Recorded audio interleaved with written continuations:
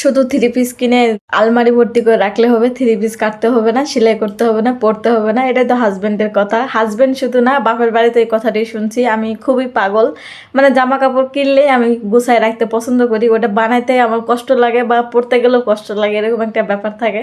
মানে আমার ইচ্ছা হয় পরে পরবো, পরে পরে পরে বলতে যে আমি কাপড়টা যে নষ্ট করে ফেলি বা কাপড়টা যে ওই জামাটা শেষ হয়ে যায়, এটা বুঝি না। হ্যালো, আসসালামু আলাইকুম সবাইকে, কেমন আছেন? আশা করি ভালো আছেন। এই যে আমি জামা কাটতে শুরু করে দিয়েছি। ওই যে বলছিলাম না 1400 টাকা দিয়ে আমি 5টা থ্রি পিস নিয়েছিলাম অনলাইন থেকে, সেই থ্রি পিসগুলিতে রেখেই দিয়েছি। কাটারও নাম নাই, সেলাইয়েরও নাম নাই, পরারও নাম নাই। হাজব্যান্ড তো প্রতিদিনই শুধু কথা শোনায়। তো আজকে ভাবলাম যে কথা অত শুনবো না, আজকে একটা বানাই বানাই দেখি কেমন লাগে পড়তে। পরে যদি কমফোর্টেবল ফিল করি তাহলে আরও 4টাও বানাবো। যাই হোক, এদিকে কাটাকাটি শুরু করে দিয়েছি। আমি ভাবতেছিলাম কি যে বানাবো, গোল জামা বানাবো না জামা বানাবো না কি বানাবো।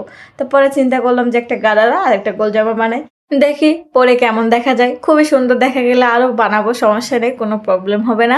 নিজেই তো দর্জি, নিজেই রাজি, নিজেই কাজে, নিজেই সবকিছু। তো ওই যে আমার জামা বানানো হয়ে গেছে, জামা বানানো না, সরি ভুল হয়ে গেল, জামা কাটার হয়ে গেছে। এখন কাটতেছি পায়জামা, মানে গারারা যে বানাবো বললাম সেই গারারা কাটতেছিলাম। এই যে গারারাও কাটার শেষ হয়ে গেছে, এখন শুধু সেলানোর পালা। চলেন সেলাই করি। তো এই যে মেশিনে বসে পড়েছি, প্রথমে গারারা সেলাই করতে লেগে পড়েছি।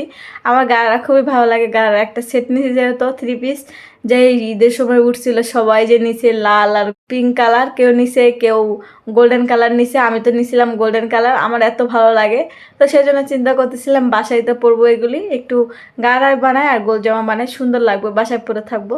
তো সেই জন্য বানাচ্ছিলাম আর কি। তো এই যে পায়জামাটা প্রায় কমপ্লিট হয় না, আনকমপ্লিটই, মানে নিচে লাগানো হয়ে গেছে। এলাস্টিক জয়েন করতে হবে, এলাস্টিক জয়েন করলে হয়ে যাবে।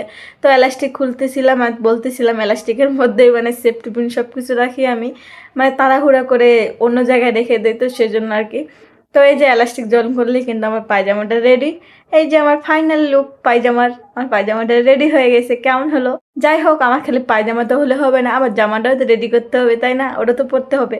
তো এই যে জামার কাজে লেগে পড়েছি। জামাটা একটু চিন্তা করছিলাম কি সুন্দর করে ডিজাইন করি না, একটু ডিজাইন না করলে হয়। সেজন্য একটু সামনে একটু ডিজাইন করবো ভাবতেছিলাম, সেই জন্য সামনে একটু ডিজাইন করতেছিলাম। তো সামনে ডিজাইন করে কলার লাগাইছি, কলার লাগাই যে জামাটা আমার কমপ্লিট। এখন শুধু পরানোর পালা, পরে দেখতে হবে কেমন সুন্দর লাগতেছে। যাই হোক, আলহামদুলিল্লাহ। এই যে গোসল টোসল করে আমি পরছি, হাতাটা ডিজাইন করছিলাম এই যে এরকম। এই যে দুই পাশে দেখাচ্ছিলাম, ঘুরে ঘুরে স্যালোডটা দেখাচ্ছিলাম, গালারা কতটা ঢোলাঢালি করছি। এই যে অন্যটা পরছি একটু, মানে আমার চুলটাতে হেয়ার স্টাইল করাই আছে, মানে একটু হালকা ভি কাট দেওয়া ছিল, সেই জন্য আর কি বলতেছিলাম। যাই হোক, এই যে পরে আসছিলাম, তার মধ্যে একটু সাদা যেহেতু জামাটা, তার মধ্যে একটু সাদা একটু স্যান্ডেল নিয়ে আসলাম, নিয়ে এসে পরলাম। পরে একটু আপনাদের সামনে পোস্ট দিচ্ছিলাম, কেমন লাগতেছে বলেন। যাই হোক, আলহামদুলিল্লাহ জামাটা বানাইছি, হাজব্যান্ডের সামনে পরছি। মানে আমি শ্যুট নিচ্ছিলাম, তখন আমার হাজব্যান্ড চলে আসছে রুমে, দেখেই তো বলতেছে খুবই সুন্দর দেখা যাচ্ছে। হাজব্যান্ড বলছে এটাই তো শুক্রিয়া, আল্লাহর কাছে হাজার হাজার। যাই হোক, কেমন হলো অবশ্যই কিন্তু কমেন্ট করে জানাতে পারেন। সবাই ভালো থাকবেন, আজকে এই পর্যন্ত, দেখা হবে অন্য কোনো ভিডিওতে। আর আমার জামা বানানো যদি ভালো লাগে থাকে অবশ্যই কিন্তু কমেন্ট করে জানাতে পারেন। আবারও নেক্সট কোনো ভিডিওতে আমি কিন্তু জামা বানানোর ভিডিওতে চলে আসবো। আর এগুলো কিন্তু ছবি তুলছিলাম, সেজন্য আপনাদের সঙ্গে একটু শেয়ার করলাম। কেমন হয়েছে এটাও কিন্তু কমেন্ট করে জানাতে পারেন। সবাই ভালো থাকবেন, টাটা।